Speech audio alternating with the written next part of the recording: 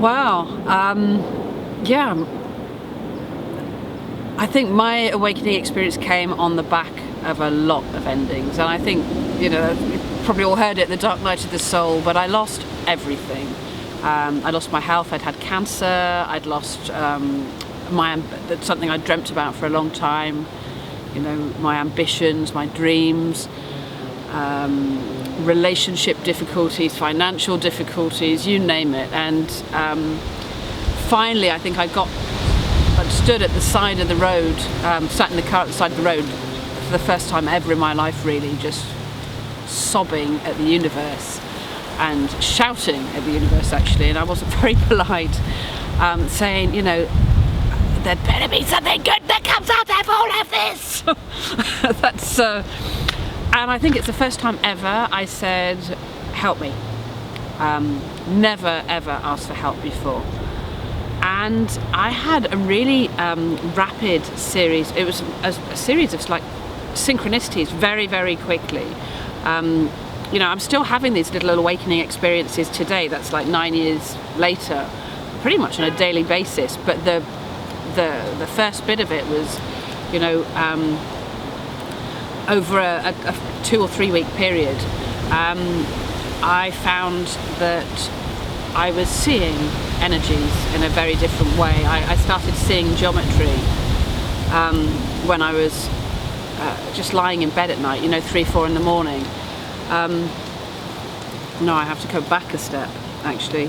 I was stuck, I was broke, and I literally had 10 euros in my bank account at the time, and I didn't really know whether I was going to put Peta in the car or I was going to go and feed my kids. And a friend phoned me up and she said, do you want to come to a law of attraction conference, And that was really appealed to me at that time because I was pretty materialistic. And we went to this conference, and there was I was there to learn, I thought, how to make money and how to get myself out of trouble.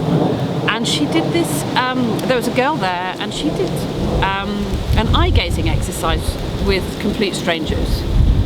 And I just remember it really vividly. There was this girl I've never met before, and we had to look in each other's eyes, and I'm sat there thinking, oh my God, this feels really uncomfortable. And she looks in my eyes, and I saw the universe, and I just knew we were connected. And it was the very first experience for me. I had this, it felt like, the only way I can describe it is that somebody syringed my heart with love. It was literally like somebody had taken a syringe and just gone, and I just felt so expansive. And I was just grinning like a loon for about 3 weeks afterwards. So yeah, that's how it began. And we had a whole series after that of spontaneous out-of-body experiences. I found myself in the cosmos and part of and knowing I was the cosmos. I was sort of watching it, and at the same time somehow knowing I was all of it. And just feeling generally like I've been in a washing machine, energetically for, weeks afterwards, all these vibrations. But that heart, that expansion, and that sense of just immense sense of love. Very, very, very powerful. I heard Adyashanti talking at this sand conference this week about this, how he had this similar experience, and he described hearing a voice, and that actually happened to me about a week after I'd had this heart opening. And this big, very posh, actually, he was frightfully, but this booming male voice